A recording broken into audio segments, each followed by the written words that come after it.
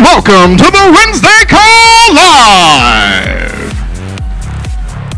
Hosted today by our President and CEO, Andy Albright.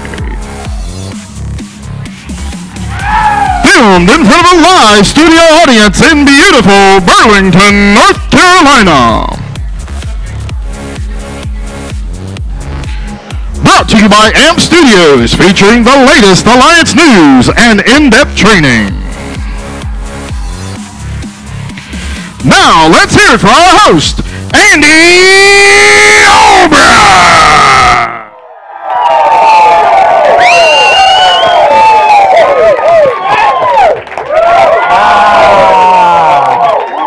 That's what I'm talking about. All right, I don't know what y'all so excited about. Y'all grab a seat, but I am fired up too. I am excited about a lot of stuff. I've never seen it like this in the Alliance, and I've never been more optimistic about a year coming up. Like I just got crazy cold chills. That's right. It's our breakout year, guys. And I know I have a habit of doing this. If y'all don't, I'm big on tomorrow. That's right. And it's still 2018, but I'm fired up about 19. We are still, and my wife, she gets on to me about this, said, can't you just live now? I said, you know we going to Paris, right?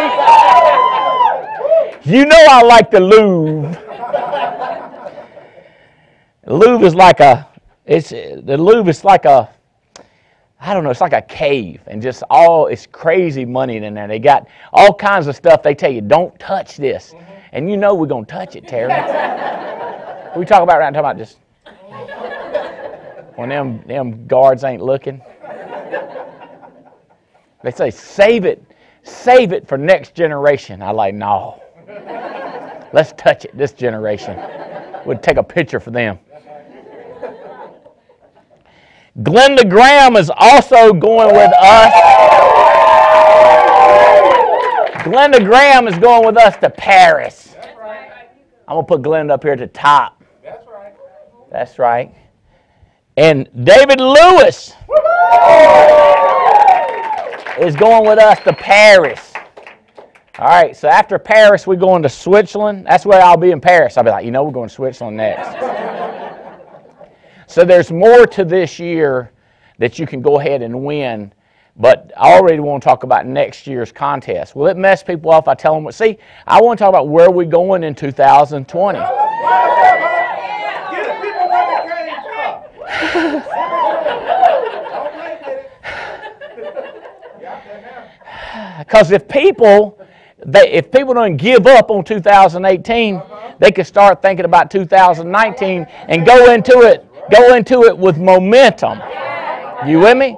But if you're close, I need for you to be thinking, wouldn't it be crazy if I won Paris and then started into 2020? Last week, I think it was a few days ago, me and my wife flew down to Miami and jumped on the latest and greatest ship called the Symphony, which is a brand new ship. This is the first time sailing out of America. It's a Royal Caribbean. It's first class. They got this steakhouse called Chops. It's just so cool. So we really like Royal Caribbean a lot. So Royal Caribbean has a ship that if you fly into Seattle, that sucker will take you down these straits and it goes right up to Alaska. Wow.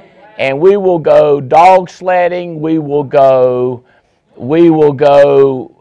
helicopter riding. We'll go on glaciers. And dude, I'm just telling y'all, the life that we live. I wish you would come with us. I really, really do. All it takes is commitment. And I'm going to talk about it. I got the, what did I say? I said I was going to talk about today. The 3 ways you can self-evaluate, make adjustments so you can explode your growth. All right. Okay? I read something getting ready for this, and it's not in my notes, so I think I can go ahead and tell you for free. It said, men and cars are driven by a series of small combustions inside of them. I don't know how a car works, but apparently it go boom, boom, boom, boom. You with me? And I mean, I'm just about to explode now with a million explosions. So what I want to talk about is explosions inside of you to drive you and move you forward. So if you could figure out, if you can listen to me today, you can travel the world with us. I mean, literally, it just blows my mind.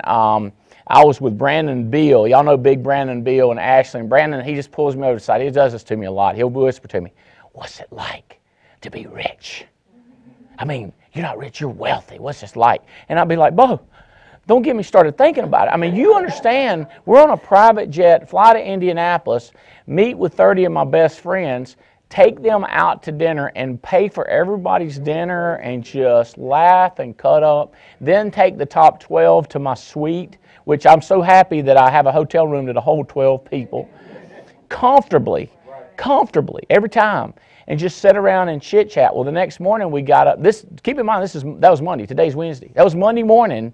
We're doing all that. Tuesday we're in D.C. with another 23 or 24 people, my best friends, and just hanging and loving on them. Fly home. I'm piddling around the office, and they say, "You know, we got front row seats on the game floor at NC State tonight." And I was like, "I forgot. Let's go." That was last night. That's 48 hours. That's the kind of 48 hours. It's just like, this is the way it can be. So much fun that you can do. Me and Jane, we flew down to cruise. We flew down to our house, and it's been remodeled. And the house, we had problems. I said, "We ain't staying here." And she was like, "We can't stay here." I said, "I got a place." So just 6 miles down the road, we get a suite on the ocean in this crazy, beautiful hotel we've never stayed in, and stay for 3 nights before we get to go to the cruise. Does that it don't make no sense, does it? Come live with us is what I'm asking you to do. Just quit. Okay, all right. I'm going to move on. Part of what I'm so excited about next year is this national convention that's coming out January 24, 25, 26. And did they meet if they made the age requirement, they sure didn't make the height requirement. Get a camera on them. They are too short for this show. We got a cheerleader about your size at NC State, and she's 18 years old. And we always look at her and we're like, "Daggone, what's your name?"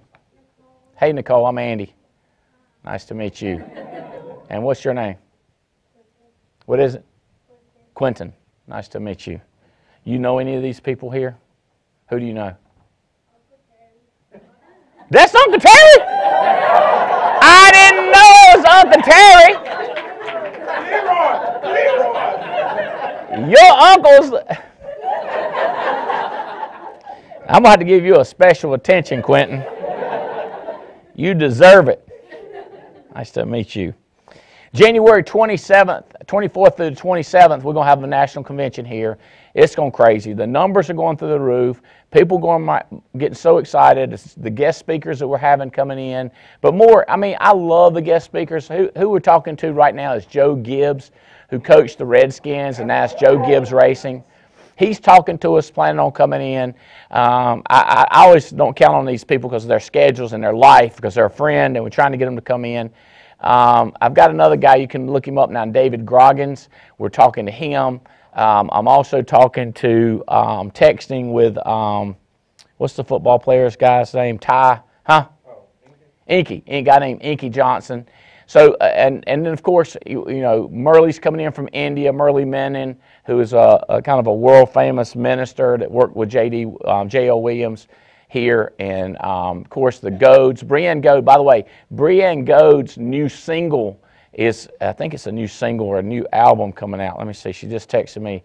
Her new album Forgiven, is now, will be available. It's the pre-sale of Forgiven is now available. Pre-order link, I'll get you that link. I'll make that link available on my social media.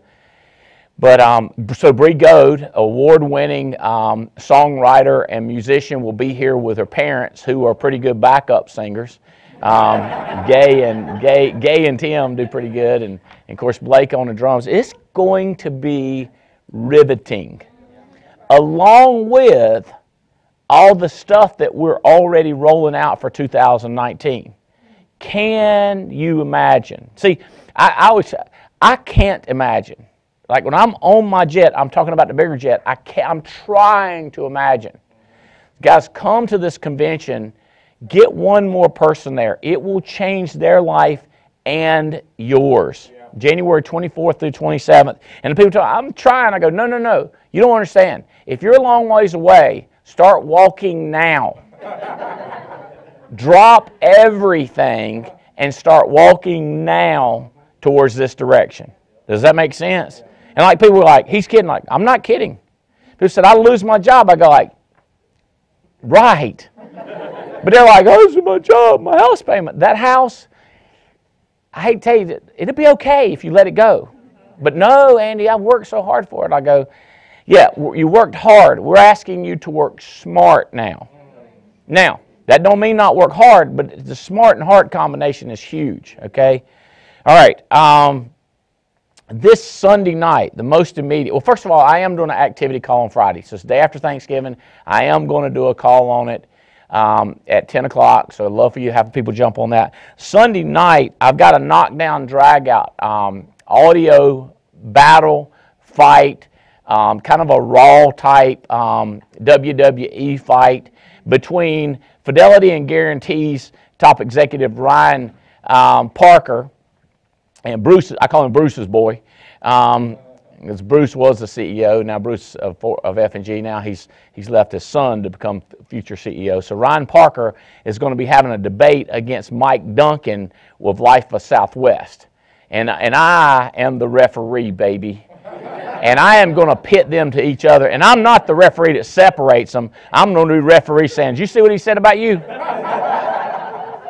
So we're going to get them to talk about whose annuity is the best, and more importantly, whose index universal life is the best. So they're going to talk about the power of their product compare. So this will be Sunday night at 9.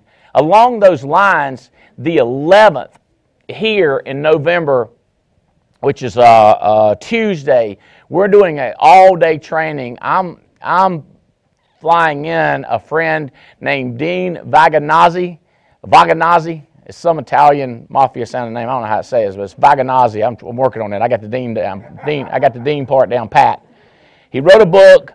He's big on index universal life. He sells several $1 million a year worth of IULs, and he's going to come in the 11th, and he's going to do a seminar on that product. I've also got Terry Edwards coming in specifically to teach on how he is going to do $2 million in annuities. So they're winning the Paris trip for 2 and the Paris trip for 2 through annuities. So they're really winning it for 4. And he ain't taking you, Quentin. He already told me. And what's your name? Nicole? You're going. I'm just kidding with you. Kinda. They'll be traumatized like I did your children. So, yeah, they're going to heaven. Don't worry, I'm not going to beat the... Okay, all right, y'all tracking on this? They're going to do Brant Swindell is coming in, and he's going to teach how he's doing $2 million this year. So these are the 2 top producers of annuities this year. So this is an all-day seminar, by the way. 7:30, the breakfast social starts. 9 o'clock, the training starts. I've got this Ryan Parker coming in from Fidelity and Guarantee. I got Jim Mosley coming in from LSW. I got Mike Duncan coming in. There's a good chance that we have Tyrone Clark. If some of you might have heard of Broker's Choice of America, he's been selling annuities for 40 years. Good friend of mine, big fan of our company. He says he's flying in from Denver. I've got, of course, Chris Norris is going to be here talking about BAM, but we're going to do an all-day seminar on big premium IULs and annuities. So we're starting at 7:30, and we're going to go to 4:30, and then you can go do your thing. We will stage a driving depth call seminar after that with my ABTF and the President's Club. They'll work that Tuesday night on the 11th on driving depth. We'll do a seminar like that. So the big premium stuff is from 7:30 to 4:30. So you said, who's invited? Everybody's invited. I don't expect people from coming from California, and a lot of people got schedules coming up with Christmas and everything. I understand, but we're going to have a seminar So there's going to be invitations going out, and the reason we need to know is because we're going to do breakfast and lunch here, so we really need the numbers, and that's how we got to know. You'll have to register. So that is going to be ridiculous. I'm excited about that. That's big. All this ties in to what we're doing next year with all of our loyalty, incentives, overrides. So some of us like to call it GLOW. We're excited about what we're rolling out in 2019, like beyond belief. And not just talk excited. I believe it's do excited what we're going to come out with, James. All right, I have got to get, do these dates real, I got to get to the teaching. Do these dates, the November 29th and 30th in Miami. This is key leaders only invited. Boom, yow.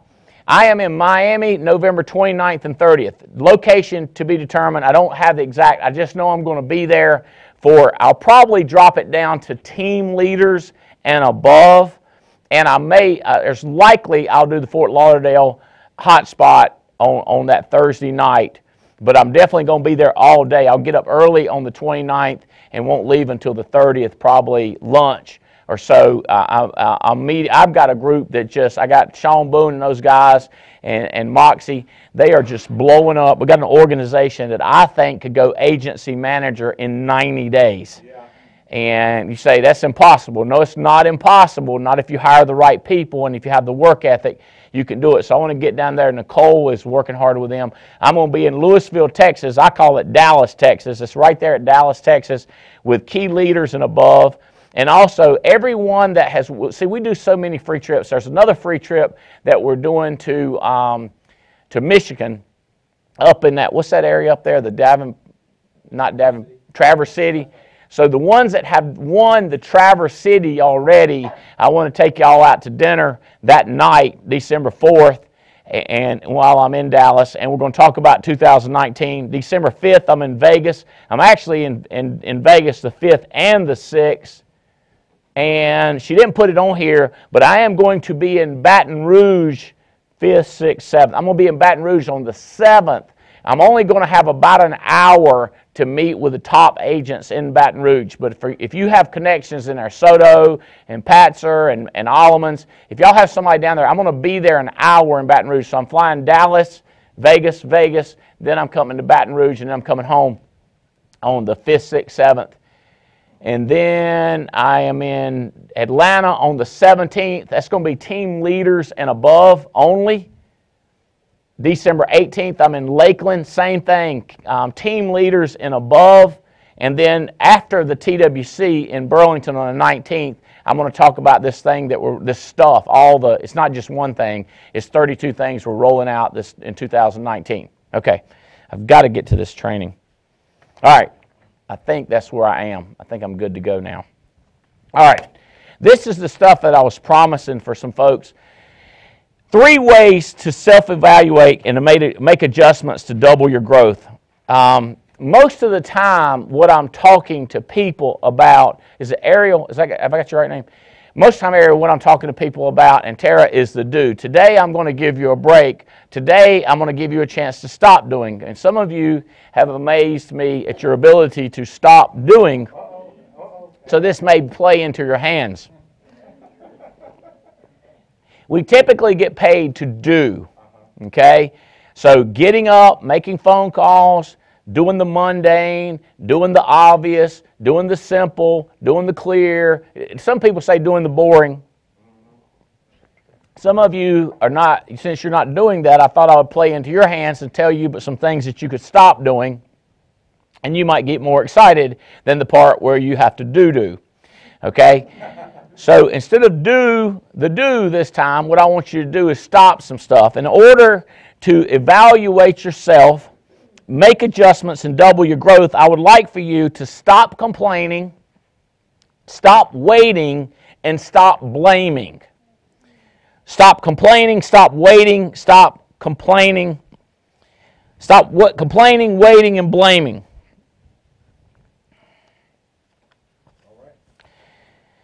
I got so much stuff here. This is Thanksgiving, so we're talking about gratitude and what changes a person's life. A person with gratitude is the opposite of these three things.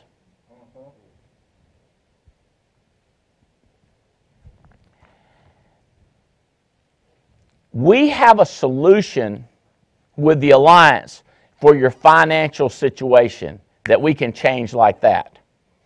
If your problem is financial, you need to be jacked up, excited, because we can fix it. Oh, yeah. Just like that. Yeah. Like that. Like I'm not, it is printed. I was just I wasn't screaming in a loud volume, but I was clearly screaming at Josh that this is not a process. I've been part of business that say, it's just a process. You just hang on. I'm like, I remember hanging on thinking, this is more like hell. You know what I'm talking about? This is more like setups. Like, when is this going to end? Or push-ups. I'm looking for instant. This is the microwave business. And it's funny because people say, like, you tell me to hang on and don't quit. I go, yeah. It's not because of the money situation. It's because of your personal stuff that's making us wait. The business is instantaneous money. Like, you want something to complain about? I give you something to complain about. You with me? I got a friend, he got diagnosed with ALS about 9 months ago, bro. That Joe can't hardly walk or talk. I feel for him. That's a problem. Money, not a problem. You with me? Your health, that's a problem. We've got situations with our spouse. Our husband is a mess. He won't quit drinking, won't quit cussing, won't quit swinging at us. If you ever quit drinking, he'd probably hit you. He drunk, he missed. You know what I'm talking about? But it's still frightening, and sometimes every once in a while, a blind hog will find a nut. You know what I'm saying? In other words, he mean. But most of the time he's drunk, but that's a problem. That's not a money problem. That's a spouse problem.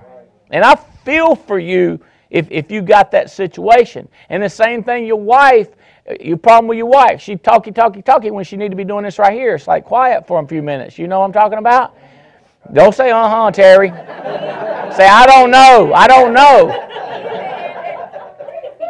I gotta go to the bathroom. A lot of that stuff is a process, and it takes time. You got to deal with it. Money's not a problem. Now, a lot of people say, well, I got this stupid dead-end job, don't pay, and that boss don't recognize me, and there's Oprah nobility. We're not that deal. We're the non-discriminating, you get paid for what you do, crazy unlimited growth, crazy unlimited wealth. Carriers, our boss man's got billions of dollars, and they giving them out left and right. So money's not a problem. But it's funny how people say this is a problem. This business is easy. I got one guy, he's so worried. If he can't get paid, like every day, he panic because he's going to get paid. Like, bro, I could look at my bank statements once a year and I'd be okay. But he got to get, you know what I'm saying? Because he's so money oriented. But he can't, he's got emotional problems like you can't imagine. That's a process. And you want me to tell you that all that stuff is instantaneous, but I don't think it is. I think you got to learn stuff to change the emotional stuff. So what you could argue that you got to learn stuff for the money stuff. Okay? But I will tell you that. I'm not going to hide it from you. I'm going to tell you how I print the money. Okay. So gratitude. People with gratitude don't. Hey, listen, I'll tell you one more thing about complainers. It's what complainers don't know. They don't know they're complainers, but they know they hate to hang around complainers. Listen to me. Complainers hate each other. If you're not a complainer, you hate hanging around these people. But you don't know if you ain't a complainer because even complainers hate hanging around them. So just knowing that you ain't hanging around complainers don't mean that you're a non-complainer. Does that make sense to you? The first thought when it hit me, I was like, I ain't sure about this. But it's true. Watch this. Who hates hanging around complainers? Raise your hand. Raise your hand. Nicole? She done passed out. She's asleep. But odds are, if this many people in here, somebody's a complainer, but everybody raise their hand. So even the complainers hate hanging around complainers. It's bad news. I've mentioned this before. Waiting adds weight to your shoulders. Whenever you wait, it adds weight and it holds you down longer than previously.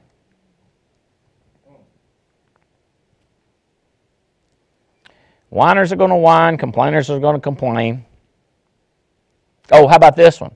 If you complain, you remain. You won't take responsibility. There's nothing we can do about it, so you just stay where you are.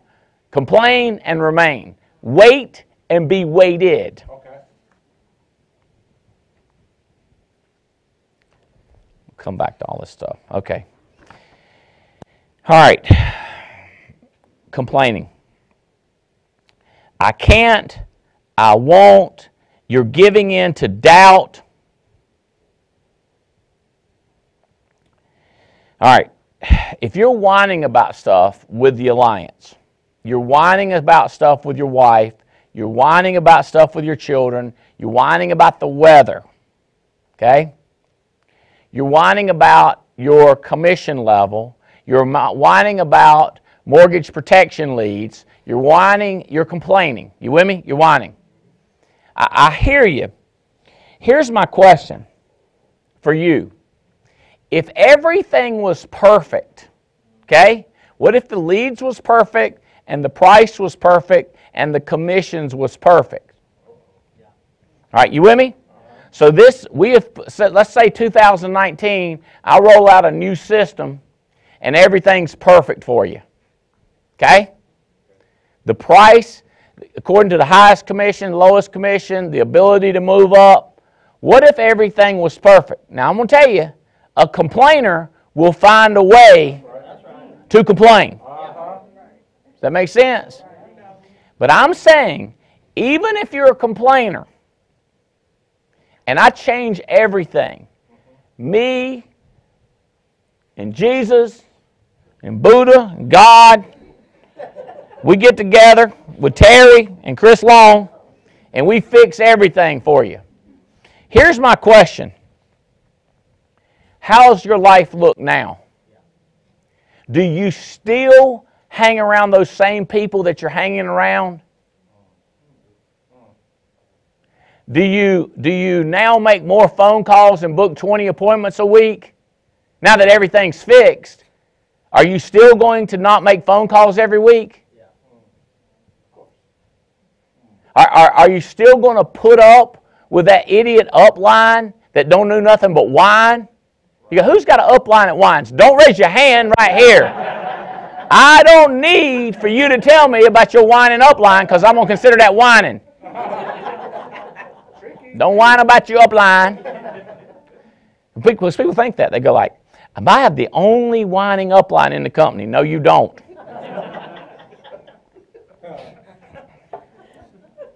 Anyway, a lot of people are going, wait. Other people have upline that complain and are like little bitches. Yes.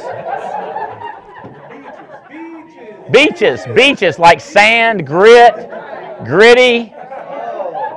Y'all know what I'm talking about. Like when sand gets in your crack, it's gritty. Beaches.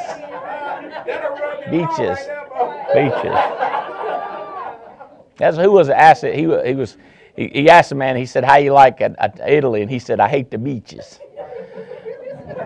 It's the same thing. It's the sand.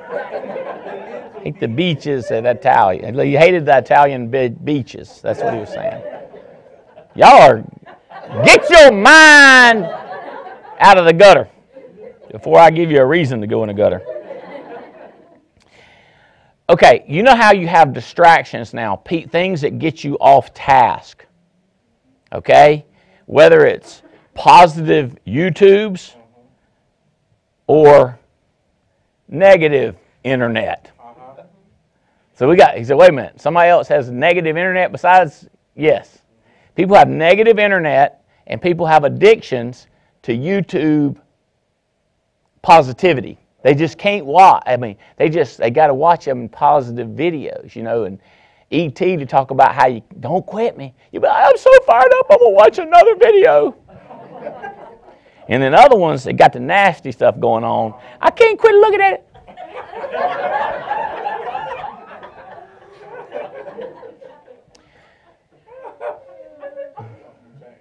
Okay. Distractions, right? What are you going to do about your distractions now that we got the lead fixed? What are you going to do now? You going to keep doing this and you keep doing that now that we fixed everything for you and made it perfect? Is that your game plan? How about the negative idiots that you hang around that you know they ain't going nowhere, and some of you dating them? Are you going to keep doing that now that everything's wide open and the path is clear for your freedom? You tracking what I'm saying? If you're complaining, what if we just imagine it all fixed? Now how does your work ethic? What if all you had to do was shovel the gold into your car? Would you take a break then? Would you wait? How about this? Would you wait till Monday? I can hear people now, I'm going to wait till Monday. Wait. How good does it have to get for you to operate under now time schedule? How perfect do we have to set everything up before you go all in?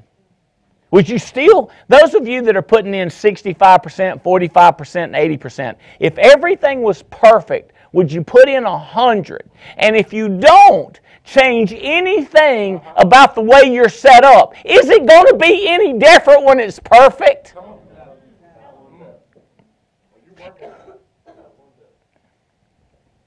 I'm offering you opportunity to stop complaining today. I got something to offer for you. No resistance, no muscle. No resistance, no muscle. No fight, no strength. No problems, no premium.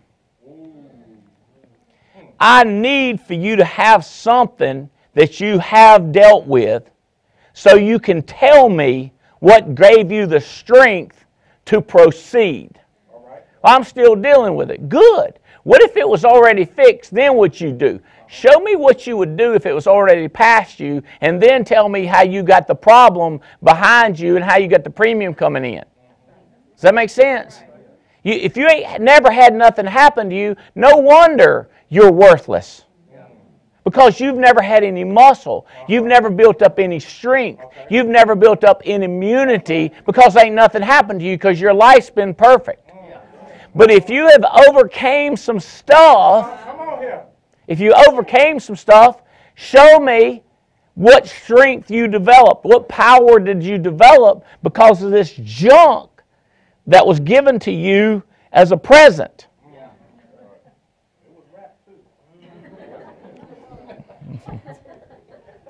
Oh, how about this? If everything was perfect, if we changed the override system, if we changed the glow, if we changed the mow, if we changed the lead pricing, if you had a way not to have any lead prices, how many people would you recruit then? Does that make any sense? You people say like, well, of course you're big, Andy. You recruited a whole lot of people. Of course Andy Riddle's making $1 million a year. He recruited a lot of people. I don't want to recruit a lot of people because I have a lead cost. So if we took the lead cost, would you recruit a lot of people then? Would you cold contact people? Would you meet people in the street? Would you say hello, you look familiar? Would you call everybody on your list if everything was perfect? Would you call them twice? Would you get mad at them if they didn't want to do it and call them again and call them again? Would you go to their house if everything was perfect? Would you try to sell them harder?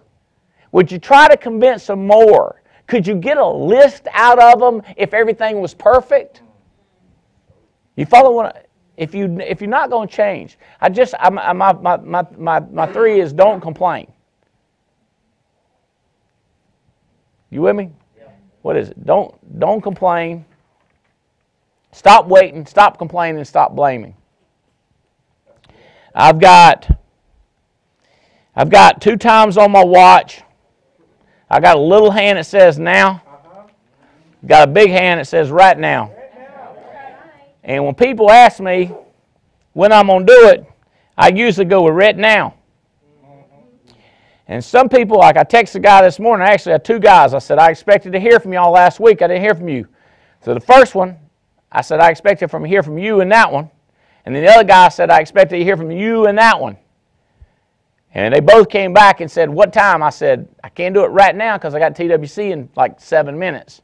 But I looked at my calendar at 5 o'clock was open. Boom. You follow what I'm saying? So many people do this Monday, Tuesday, or worse, they say sometimes next week. If they need a round to it, tossed right upside the head.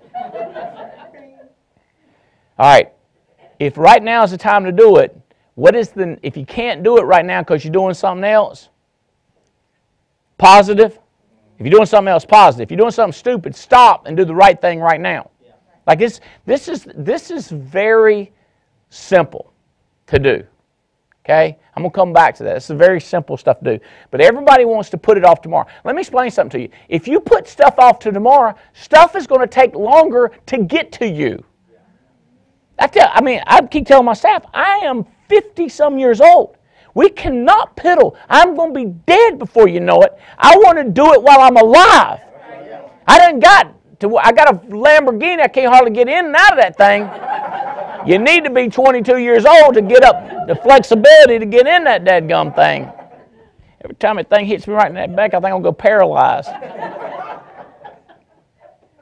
I need to do it now. You say, well, I'm young. I've got time. I thought the same thing when I was that young. I am telling you, it went by like that. You got to quit delaying. You got to quit waiting. I was talking to Jeff Bright this morning. He said, here's what people get from waiting. They feel like the earth owes them something, that God owes them something. They think that the system owes them something because they think it's not fair. Done threw the F word on you. A lot of people get upset when you put the F word on them. Don't talk about fair. They think they're going to make it right. They're going to win the lottery one day. They're going to get the promotion they deserve. And they think life is fair, whereas Albright has done figured out it ain't fair. Okay? It's unfair. So what I do is strategically set it up so that it's unfair toward me. What I would like you to do, Kyle, is set it up so it's unfair for you. Bailey, same thing for you. I want you to get it set up where it's unfair for you, whereas stuff happens and people say, that's not fair. And then you look at them and you say, life's not fair. And they say, I'm getting screwed. And you go like, it's treating me better than I deserve. And then they will say, that's not fair. And you go, precisely. Life's not fair. Some of us are treated 100 times better than others. So me and Evan took Brandon, Bill, and Ashley, and we took Jake and Belle Krause. And we walked in front and center, right down on the floor, walked right by there where they had drinks prepared and food prepared for us, no line, and went right. The AD was right there, Debbie Yao was right there, and Kevin Howell, the guy that spoke, the one that had the kidney transplant, was right there. They stopped. Debbie was getting ready to walk out, and she stopped, and she looked back, and she's like, Andy! And she walks kind of funny. She'd come back around like this right here. She'd have had 2 knee replacements, 2 hip replacements, I don't know what else. She'd come back doing this number right here. Andy! That's not fair. There's 20,000 people out there that want to say hey to her and get a big hug and talk to her, and they can't even see us. Because we're in this little area eating, drinking popcorn, coffee, wine, anything you want, all free, no line, and just hanging out. It's not fair. We paid a price to be treated unfair. I am telling you, I can tell you the prices to pay so that life will give you undue reward. Unfair. It's not going to be fair. Everything we're going to roll out in 2019 is not going to be fair. It's going to be unfair toward you and the alliance. Does that make sense? You don't want it to be unfair to me? Yes, you do. I've been wanting, that's what I tell the president of all these carriers. I always tell them, I say, we want you to be unfair. They go, you want me to cheat toward y'all? I said, duh. Duh. We want higher commissions, faster commissions, better incentive, better love, more attention, more of your people to our coming to conventions than any other company. And they said, what are you going to do for us? I said, we're going to bring you more premium, buddy. How about that, punk? We're going to bring you premium. You know what they say? You call me punk or anything you want, just bring premium and we will be at your convention. That's right. Like people think, listen, these carriers see these meetings. They come to these meetings. They know what I say. I'm not kidding. It's unfair the way we have it. And it's about to get more unfair. What I'm telling you, two. That's what I'm talking about.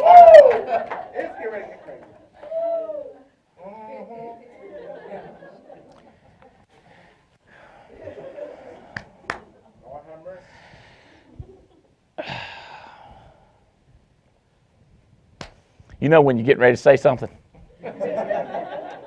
I've been wanting to say this on the air for a long time. I just can't say it. So I talked to Jeff about it. And I talked to Tim Goad, and they both said, don't do it. That sealed the deal right there. Every day, every month, it don't a week go by, somebody don't look at me and say, I would give my left testicle to have a jet like you got with a backup jet and a Maybach. And I said to Mac, Mac's driving me in today. I said, Mac, people tell me I'd give up my testicle to have your jet and your backup jet and your Maybach. But Mac, they can't master the mundane so that they get a Maybach. They're willing to do everything chop, all at one time. But they will make a freaking 10 phone calls in 10 minutes and then 10 more phone calls in the next 10 minutes. And that's not even painful. There's no long-term effect of this. You don't know what that's going to do to your body. That just made me think about my llama.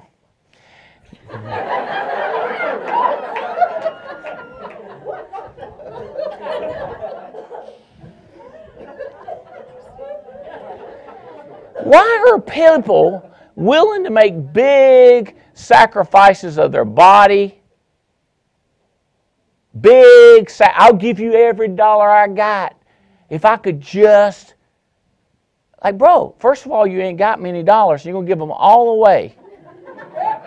All I need for you to do is some simple little stuff to change your life.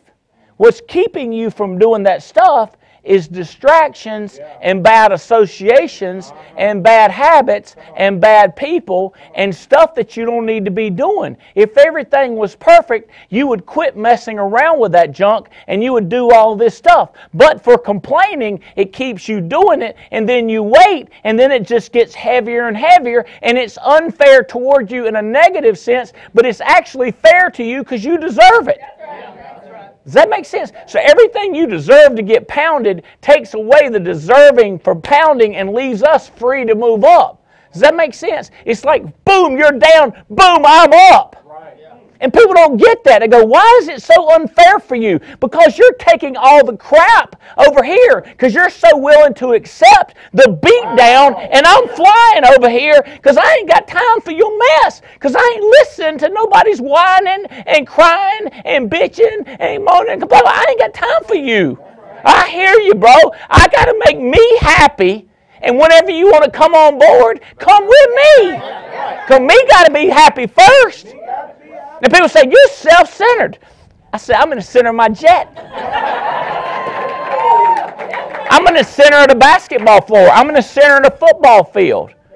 You self-centered. Maybe you need to get self-centered and quit worrying about your loser friend, loser girlfriend, loser boyfriend, loser mama, loser neighbor. Losers, forget them. And people say, God almighty, Andy, I didn't know you self-centered. Come on with me. We'll think about each other when we're partying in Paris. And we'll say what my mama says. Wonder what the broke people doing back home.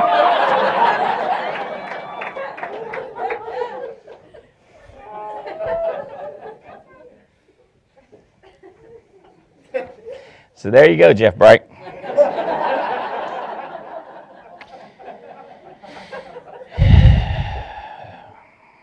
What would you do? What would tomorrow look like for you?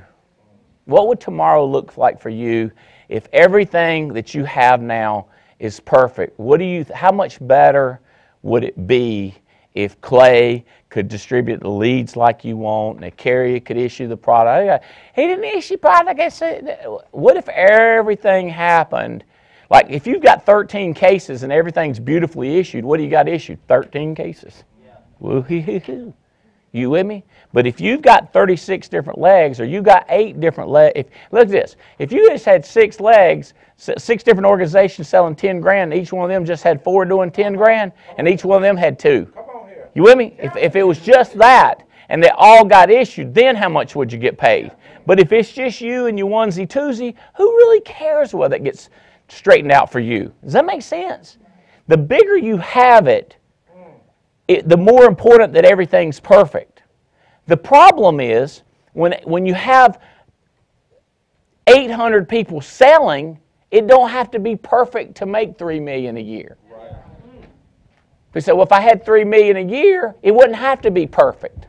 Well, then what you would have to do is start operating when it ain't perfect, as opposed to waiting until it gets perfect to quit disassociate with people until this business gets perfect, until the carrier gets perfect. To the distractions, get rid of the distractions now in case it gets perfect. So what if it don't get perfect? Well, if you start making the phone calls, you're going to be making the sales. And you're going to get way better at it. And if it don't get perfect all of a sudden, you'll have a massive business. And you'll be able to pay for first-class tickets. You'll be able to pay for a hotel room with a suite out of the blue and not panic. You won't get so mad at all the billing issues with the restaurants. You understand? Now, when Jay were out to eat, and the guy, I ordered a couple drinks sitting there, and he gave me a bill. It was $55, but the drinks were $12 each. I said, hey, no offense, but where's this come from? And he was like, I got a glitch in the system. I said, well, fix it. He said, all right. But so many people would have been so mad. I thought about that. As I told him, I said, I just go and sit down. I'll be cool. And he was like, no, take a second. I said, I don't really have a second. My wife's waiting. In other words, I'm willing to pay the 55 instead of 27 because I ain't got time for it. And he was like, please, let me fix it. I was like, okay, whatever. But chop, I got to go. Does that make sense? My time's way more important than $25. But so many people, they get so tore up about it. It's a long time since I mentioned this. Quentin, my little boy one time, what happened, Quentin, we got a movie theater down in our basement. 13 seats, big plush seats, big 10-foot TV screens, about big as that wall right there. And I noticed a hole in the screen. And I found the remote control, and I put the remote control, and it fit right in there. So I deducted that somebody had took the remote control and threw it through that screen. So I told my son, I said, hey, there's a hole in the screen downstairs. Did you do something? He said, yeah, I threw that remote control through it. I was like, why'd you do that? He said, you should have seen what happened when I was playing the game and the call the referee made and changed it all around. I got all mad. I said, well, you understand that thing's expensive, right? He said, I knew you was going to be mad about it. That's why I didn't tell you. I said, well, that's good thinking right there. You going to need to call Jim Young, and you're going to have to get us another one. He said, okay. I said, all right. So he did. He called Jim Young. Jim Young got us another one. See how it goes down? What about the part where you beat him and scream at him? But what does this thing cost? $5,000? You know? Normally it costs $5,000, $6,000. But Jim Young was at Vegas at a show, so he got one right off the floor that was used. So he got it for like $3,000. People say, I still beat him. I still be mad at my kid. If you solve the money problem, why do you get so mad about a movie theater screen or a carpet? I've seen grown adults beat children and ruin everything with the kid over a stain on a carpet or a stain on a shirt. And I'm like, people, this is money. We could print money. Money's not a problem. Money's something we can replace. Testicles are different. You see what I'm saying? Let's try to, you follow what I'm saying? Let's not lose something that we can't replace. Does that make sense? Relationships. Don't lose relationships. You can't replace relationships.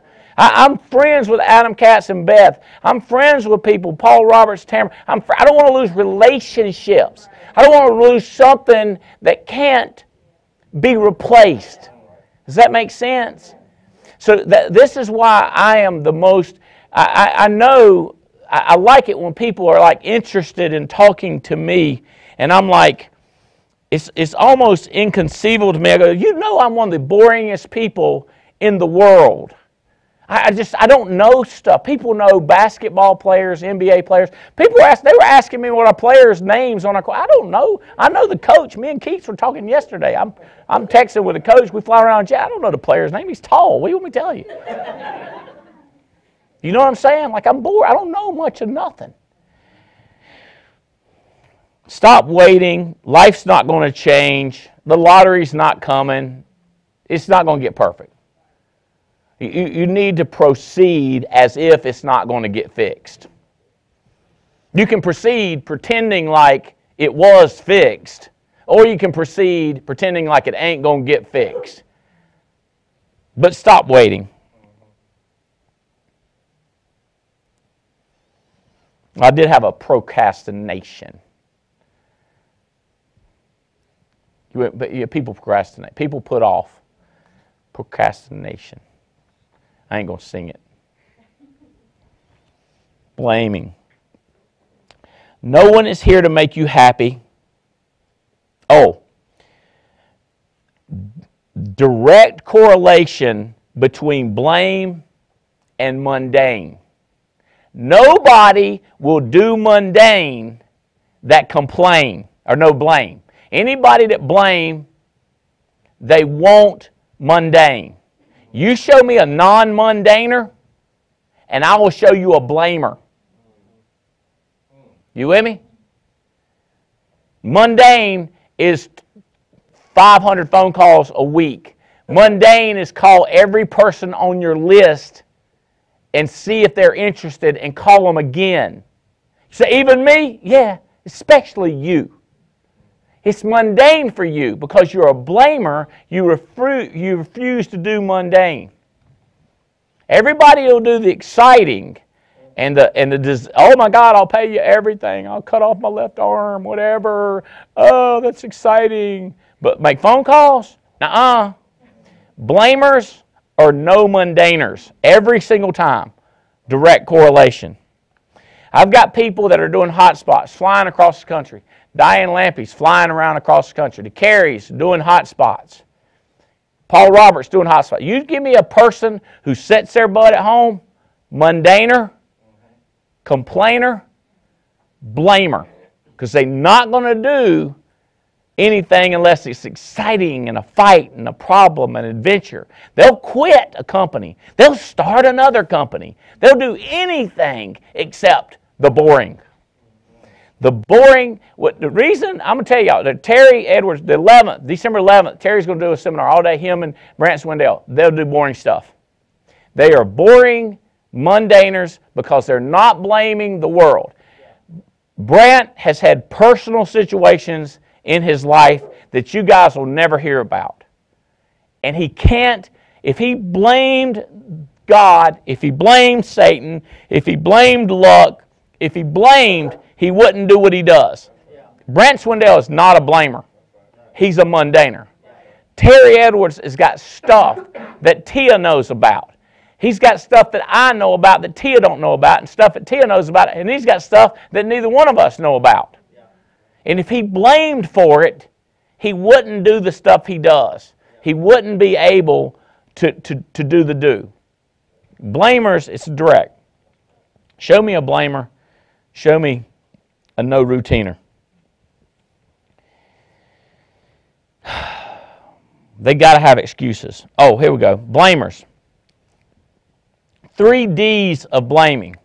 Dysfunction, distraction, detraction. Dysfunction, distraction, detraction. Dysfunction typically comes from the people they hang out with. Dysfunction. And then the people they hang out with them causes them to do dysfunctional stuff. Dysfunctional stuff is stuff that shoots you in the foot. We have a guy today, I think today is his 22nd day without being drunk. You with me? 22nd day. The reason the other days he does it is because of who he hangs around. So for 22 days, these people are not happy that he hasn't been around. The dysfunction is usually caused by family and friends and associations. Distractions is usually caused by substance, like television, YouTube, Facebook. They get on Facebook, inconceivable hours looking at Facebook, inconceivable hours at social media, just wondering what everybody else is doing, and it's not going to, there's 2 different kinds of people. There's ones that are all on there studying the positivity, and there's other ones on there that are studying all their friends and relatives and stuff. And they're thinking that they're going to find something that works or somebody that's going to help them. And it is totally not. I know this. I post stuff on Facebook. I never ever, I say I do it. My staff post stuff. We never put the ugly. We just put the face on there. And the quotes on there, or when I get the quote right, it goes up. When I screw the quote up, we trash that one and post the one where I did it right. That's big right there. Well, people think that they look at that social and they think that this guy is perfect and he can remember all these Bible verses. He read the Bible verse and he typed it up there, and if you ask him 2 minutes later, he cannot quote the Bible. You think he's a biblical brainchild, and he's not. I'm not kidding. He don't know where it is. He couldn't find it in the book if you give him 6 hours. He'd be flipping them thin pages. Talk about it's in here somewhere. I know. I said that we're coming out with a book. This book is ready. We're 99.9%. It's called The House of Values and Behaviors for the Alliance. The House. So it'll be ever known as the House book. It's jam-packed with formulas and strategies and definitions and values and psychological behaviors. And I was thinking last night, I was like, somebody going to ask me a question about something in that book, and I'm going to go, oh, remember. They're going to say, you didn't write that book. I said, I wrote the book. I just can't remember what I put in there. But that's the way people are. They think this writer is smart. They think this Facebooker is smart. And they think his wife is perfect and his children are perfect and ain't nobody ever sick. And then you get this self-image goes down that you can't perform and you can't do it. And then you sit there and wait. And you blame and you complain. It's so bizarre to me. Like finding, I remember realizing this in my late 20s, and somebody was telling me and teaching this, and I was like, if this is all true, I'm going to be rich. It was, and I am. You understand what I'm saying? It's true, but you have to fight it every single day of your life. If you don't, you'll be different than me. It's every day I fight this. Like the book. I was like, what if I come out with a book and then they ask me questions? I look like an idiot. I was like, I'll just go ahead and be an idiot and then I get it out of the way and then they won't be surprised. You follow what I'm saying? Like, I don't care what they think. Because I know this. I knew I'm going to get paid and I'm going to get seats and cars based on what I do, not on what they think. What they think don't matter. And occasionally, it comes at me that somebody says, Andy's not business enough.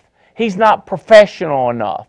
I don't think Andy deserves to be on the board of this company because he doesn't have that air about him. He isn't stuck up. He isn't snobby. And he uses crazy words. And he likes crazy shoes. And that just, and then next thing you know what they want?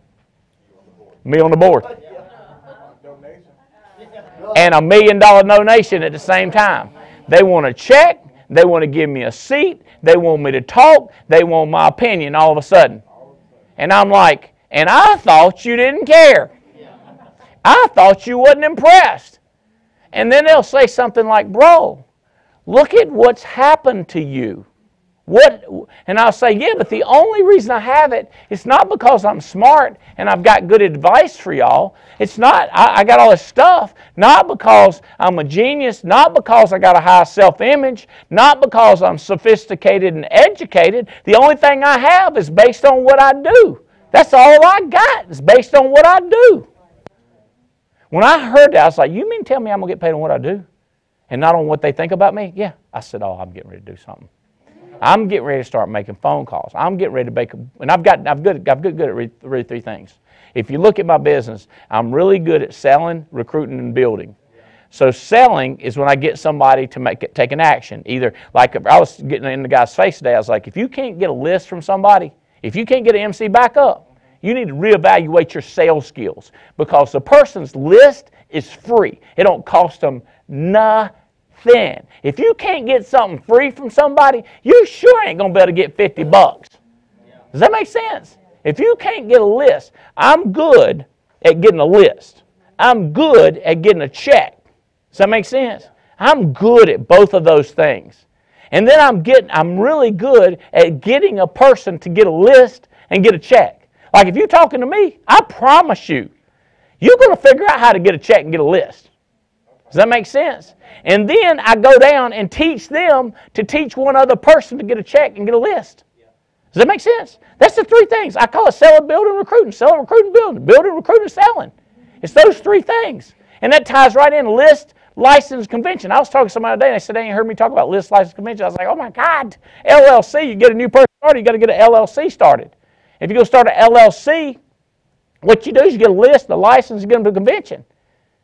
I am the dullest, plainest, most simplest person. But I talk to people every day and I go, how you doing on annuities? I need to improve on them. Improve? Have you sold in this year? No. I said, you don't need to improve. You need to start. There's a whole difference between improving on something and starting on something. And another kid, a really cool kid, he's really young. I'm going to help him go agency manager pretty fast. I think he'll be one of the first original agency managers next year. He said, if I was going to be great and big with y'all, what do I need to do? I think I need to do. And so I called him up right then. I said, I'm just going to tell you. If you was going to get good at playing a banjo, I'd tell you to go get you a banjo and start picking. You with me? If you was going to be good at singing, I'd suggest you get you some singing lessons, spend every dime you got, lose your apartment, lose your house, lose your retirement, lose your friends, lose everything, and start singing and get good at it. You with me? Every single day, every single night. I would do that. He said, I think I know where this is headed. I said, if you're going to play ping pong, I'd start playing ping pong all the time.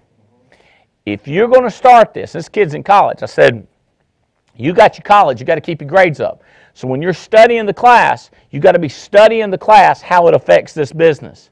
And when you ain't in that class studying how it affects this business, like how does it tie into this business? That's called thinking. I don't recommend too much thinking, okay? Because too much thinking get no do. But while you're in class, you be thinking, and then when you're studying for this class, think about how it applies to what we do. After that class, And right after, immediately before and right after, you should get good at meeting people. You should meet girls and guys like crazy. Your goal should meet every person in your class and know who they are, first and last name, phone number. Get good at knowing people. You with me? This is huge for this kid. I want you to know, because like we got this young lady, she's in her, I think she's in her 20s, and her whole list of names is 120 people. My phone number's got now around 27 or 28,000 phone numbers in it. You take a person who knows 120 people, that's not too many people. When I was in my 20s, I was told by a guy that had 5 nice homes that I need to meet 25 people a week. So guess what I started doing? I would meet 25 new people a week and get phone numbers. And every single one of them, I would call them up and talk about this opportunity I had. And it wasn't to get them in the opportunity, it was for the process of me to get good at meeting people. Now, when people follow me in my jet, they always freak out how I'm going like, come here. Because I'm just meeting people, just printing their phone numbers, just giving their name, last name, history, everything about them, and just handing them to people. Because when I was in my 20s, I got good at meeting people because this is a people business. My kids have called this the talking business. Because when you walk by people, you have to talk. You with me? And when you're on the phone with people, you have to call them and talk. Not text, not wish, not want, but talk. So get crazy. As a kid, I told him, get crazy good at meeting people and getting phone numbers. All of us. If you're going to be good at this, is Kyle. Matter of fact, your numbers look, Kyle, or just look crazy. I can't wait to talk about them. But your people are doing it too. So it's selling, recruiting, and building. It's simple. It's mundane. Okay. All right, I got to move. Dysfunction, distraction, videos. Detractors. God, I don't even. Detractors. That's what causes blame. People that put down. Now you don't get away from them. All right. This last one's a little bit controversial for me, and it says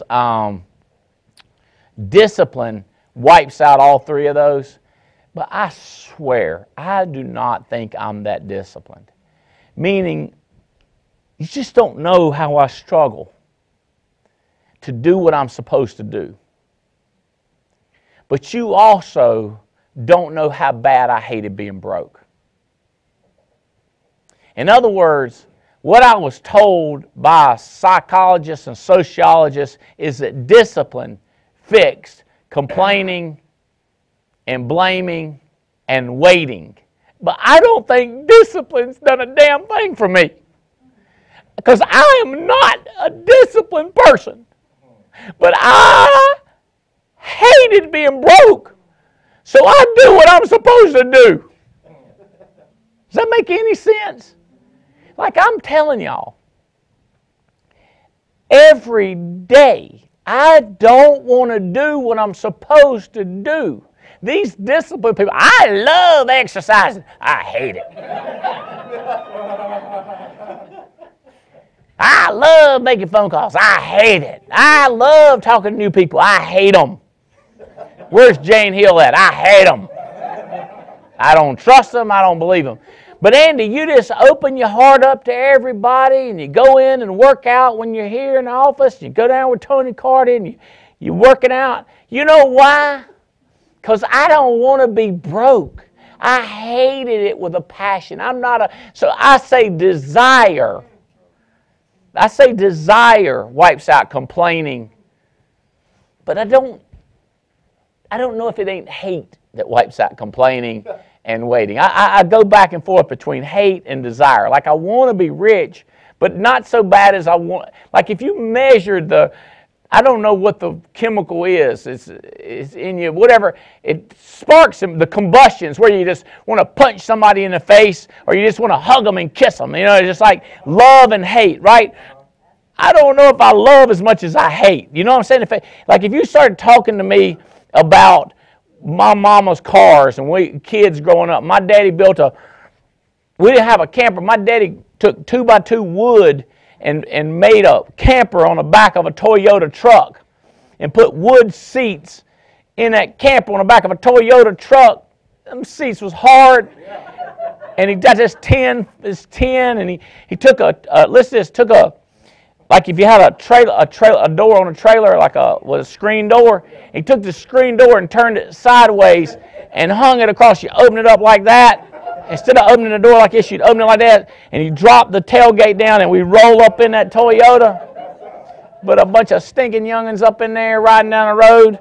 And I was like, hey. You say, you didn't know you. That's what people say, like, we didn't know we was broke when I was little. Well, see, that's the difference in me and you. I had a freaking television. And I would look at television and I go, we're freaking broke. How these people talk about this? Like, we didn't even know we was broke. We had plenty of toys and plenty to eat. I said, I don't know how old you are, but I had television. And I knew I was broke and I didn't like it. I wanted to go where they were going, eat what they were eating, and drive where they were driving and see the sights. We didn't even know we was broke. We was having fun.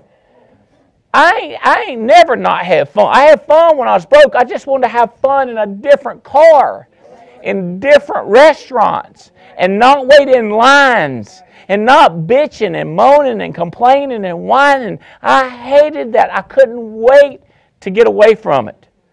Like, now, y'all see how much I love Cuz, Russell Everett. His mama was one of the most positive people in my whole family. And I would go to her and I go, I'm going to kill them all. You know, when I was a kid, because you know, like you talking about them TV shows, and they say they evaluated this one and they thought he was going to shoot at a school. I would have been that kid. Like if you'd have talked to me then, I was that kid. I was like, these people are psycho. I hate them. And Aunt Nanny was her name. She'd say, calm down. I was like, I can't calm down. I hate them. And she said, just wait until you get accepted into college and never come back. I said, that's what I'm going to do. I couldn't wait for tomorrow.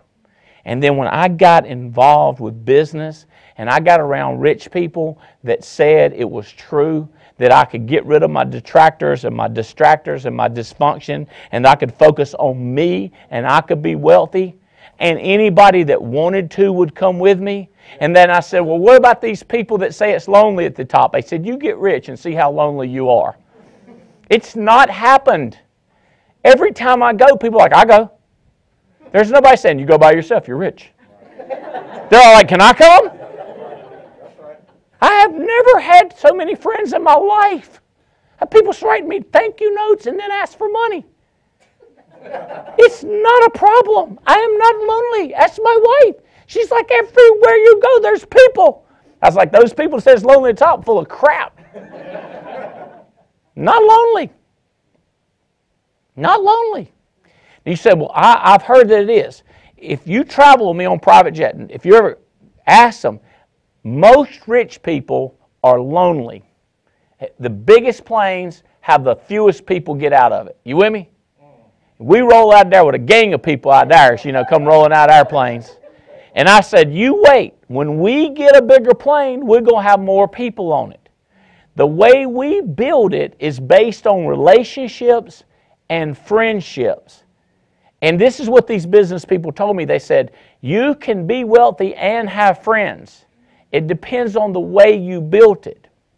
And the way I built it and the way you're going to build it, you're not going to be lonely. You're not going to be by yourself. You're going to be with friends because it's based on relationships. And that's a lot of what we're rolling out in January is how to do that, how to keep friends and build massive businesses. The cohesion, the stickiness, the bondness, the way that we build this going forward is going to be so much better when it comes to keeping, building, sustaining, nurturing, having long-term relationships in crazy wealthy places around the country. I'm telling y'all, I'm so excited about it. Did I survive in telling you to stop doing stuff? Or do you feel like, as long as you don't feel like I'm asking you to do something, it reminds me, if anybody hadn't seen Bob Newhart doing his STOP, new word, IT, stop it. You need to check with somebody and say, hey, how do I get that video of Bob Newhart doing stop it? Because that's what I want you to do. Stop it. Stop waiting. Stop complaining. Stop blaming. Stop it. And then people say, like, I wash my hand a lot. That is okay. You don't have to stop that. Okay? I'm going to start making 500 phone calls. You don't have to stop that. That's okay. I'm going to start working 10, 12 hours a day in my business. That's okay. It's the complaining and the blaming and the waiting that I want you to stop. Okay? I've got great news for some of you. I've got bad news for others. In this business, we base it on results that are based on what you do. You want us to give you money based on your potential. I do not want to get paid on my potential. I want to get paid on what I do, and I want it paid unfair. So we have contests, and we have these contests where you look at people's numbers before we look at their color. We don't see if they're black or brown or tan or yellow or red or polka dot, got the measles or that Skittle disease you see on commercials. Ain't that what you call it? Y'all talking about Skittle pox? We don't look if they're short people, fat people, tall people, skin. We don't look if they're, and women especially. Women don't get paid when they're supposed to get paid. Well, up in the alliance they do. Because we look at your numbers first, then we pay you, and then we ask you which sexual one you are. You can tell us, and we'll go along with it. We're as liberal as you want to get when it comes to that. Do you feel women today? You feel many today? How do you feel we're going to pay you based on your sexual preference today? We don't care. Does that make sense? There's no blaming in the way we pay.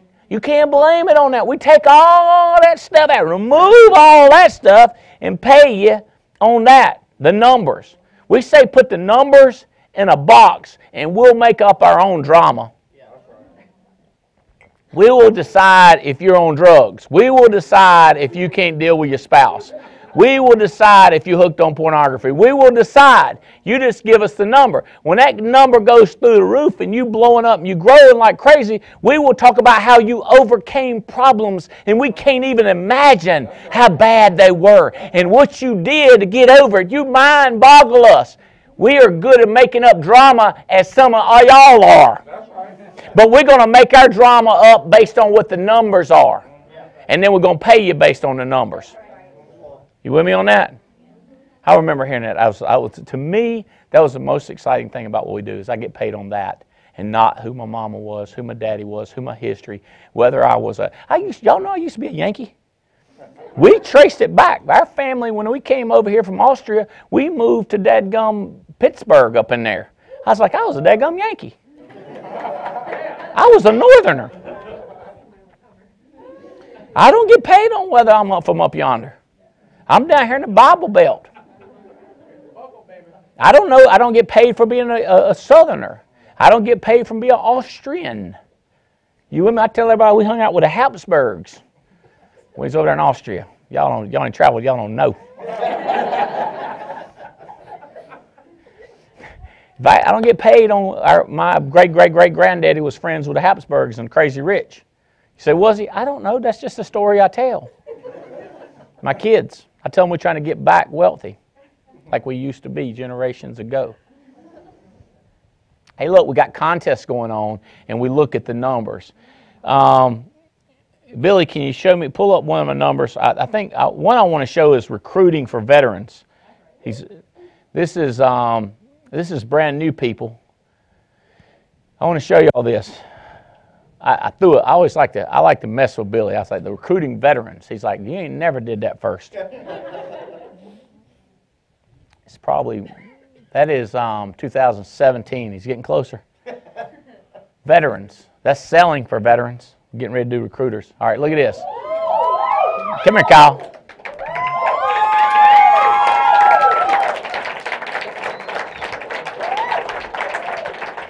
You got any staff in here?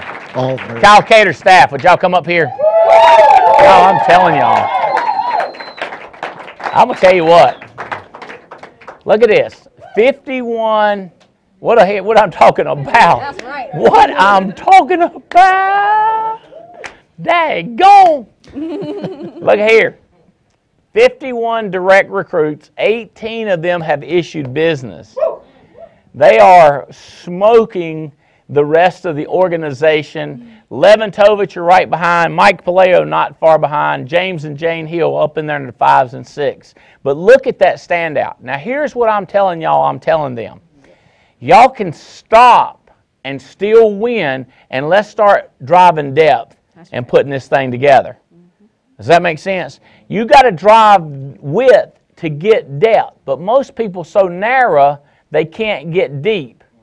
But you guys have figured out the width. We figure out the deep and wide of this scheme, and it's going to be crazy for y'all. Y'all are going to have an office like our office. It's just, I'm excited about you. Would you either let each one of them introduce themselves and tell them just a little bit about each of them, or they can say something about each other. But I'm proud of what y'all doing. Y'all smoking this thing. Okay. It's Kyle Cater. Kyle Cater. Yeah, I moved down here about 2.5 years ago to get around Andy. And I just want to get to my staff, so Amanda, you first. Hi, my name is Amanda Nieves. I have been with Kyle now for about 2.5 years. Come from a waitressing background. I'm never going back. I love the Alliance. Hi, my name is Erin Oliver. I've been with Kyle for 2.5 years as well. Thank you, Amanda, for bringing me in the business. And we're not going anywhere. Hi, my name is Ivana Aguilar. I had started here in the beginning of September, and I'm not leaving. This the best opportunity I've ever had. Aguilar. What do you like? Two things. What do you like the best about working with Kyle and the Alliance? What do you like let's just let you answer that. What do you like the best? The teamwork, the community, the sense of family, the sense that no matter what I do, my back is covered. Okay. What's been the biggest surprise? Like, I had no idea y'all were like this or like that, or what? Just how simple it is. It's hard work, but just how simple it is. Okay, good job, Aguilar. Hello, my name is Tessa Gregorski, and I'm actually from Pennsylvania. I've only been here for 1.5 years, and I've only been with Kyle, well, Andy and Kyle, for about, it's been a month and a half now, and I can gladly say that I've never had a boss who looks at me in the eyes and says, I love you every day, and I am so thankful to be with him and to do this, and it's an awesome opportunity, and yeah. How do you say your last name? Gregorski. Name? Oh, Tessa? Tessa. Yes. How do you spell that? Tessa. Tessa Gregorski. Short and sweet. Okay. Nice to meet you again. Hey, y'all. I'm Nicole. I've been with Kyle for about 3 months now. Erin is my older sister, actually, and she introduced me to everybody and brought me here. Yeah, Kyle, it's just crazy being here. Everybody is so sweet. It's definitely not going anywhere. Well, now what are you doing on the money, Kyle? Do they get a piece of this? How do you incentivize them to get? There's some money involved. Are they on partial bonus for this, or how do you do it? They are actually on bonuses now because we talked to you. Actually, Amanda just got her license last week. Woo! Congratulations. So we are working on stuff to go through what your ABTF. We're going to copy what your ABTF is doing. Okay. So we do have bonuses. They've got closed bonuses. They've got trips and stuff. So we are working on stuff like that. Awesome. Well, tell me, how are y'all doing this? How are you getting 51 when the rest of the country is struggling for 6? And looks like Riddle's got 26, and then he's got to convert more of them. But you don't have it's not a crazy high percentage of conversion. But what are y'all doing? Share some secrets. What are y'all saying? What are y'all doing? Talking to people. Talking to people. Oh, I'm sorry. Talking to people. That's all you got to do. You Tessa, make them. what do you say to them? Because everybody, this lady out here and this man, he's talking to people. What are you saying to them? Pretty much not selling it to them, but making them comfortable and feel like I'm going to be here, I'm going to take care of you, and I'm going to, start making you money. More of a relationship, Yes. Would you say? Yes. Not so much I'm trying to get you a job and get you hired. It's more of like, come join us in our family. So that's all it takes. That's huge. All right, I want to show y'all a couple more things. So something that's kind of crazy is the 2018 people. This is a 2017 contest. But if you started in 2018, you're winning that contest. So like Dia is winning he's beating everybody in 2018. He's on track to get a $5,000 bonus, cash, straight up, non-chargebackable money in the pocket. And he's beaten everybody in 2017, which puts him up for a $10,000 cash bonus to a brand new person to get hired this year. Like this is his first year. You know, like freshman year of college, all the way to graduated, freshman beating people that have been here almost 2 years. You with me? Same thing for Christian Cameron. Christian's on track for the $3,500 bonus. I think it's a $3,500 bonus for second place, and then another $3,500 bonus. So $7,000 cash, just straight up. So I'm excited that we don't care how, and is this a guy, this is a girl, are they black, they're white, do they speak 3 languages, 1 language, do they anything, what matters is these numbers right here. So Dia has 19 sales for $55,000, but there's a maximum, so Dia is at $38,000. So as Dia picks up some more child policies or more policies, Dia's going to get more credit and go to a higher number. So Jessica Phillips is tracking here. I want to see where they are. Okay. So Dia is at 55,000. If Dia had more apps, Dia's going to come in at number 2. So go 5,000, 5,000, and then another 3,500. Where is Dia on this one now? Let's see. I think I can move down. There's Dia. So Dia is going to win more money, but not in the thousands of dollars. And this is people that have been here with us for years. How about Jera Gonzalez? She's number 20 in the country compared to everybody. See, this is not a process. You can make up money. There's Mia right there, number 33 in the country. I'm just, to me, I've never seen a business as exciting as this business right here. This is 2017 recruiters. Anthony Evans, Kurt Denny, and Richard Smith. Richard and Melissa are number 3. They're number 1 in 2018. Richard and Melissa are number 1 in the country in 2018, and they're number 3 in 2017. Meaning they beat everybody in 2018 in that contest. That's a $5,000 contest. And now they get to compete in the 2017, and they're winning in that one too. You with me on this? I was told that I could compete with the Michael Jordans and the Kid Rocks and the IBM guys and all these business people in a free enterprise of America, of capitalism, and you get paid on what you do, not based on who your mama is, what your hairstyle is. I mean, I'm not kidding you. I ain't shaved in a couple months. It ain't affected my money. I'm thinking about not getting my hair cut for a while. That crazy? Is that crazy? That you can get paid on what you do in this business.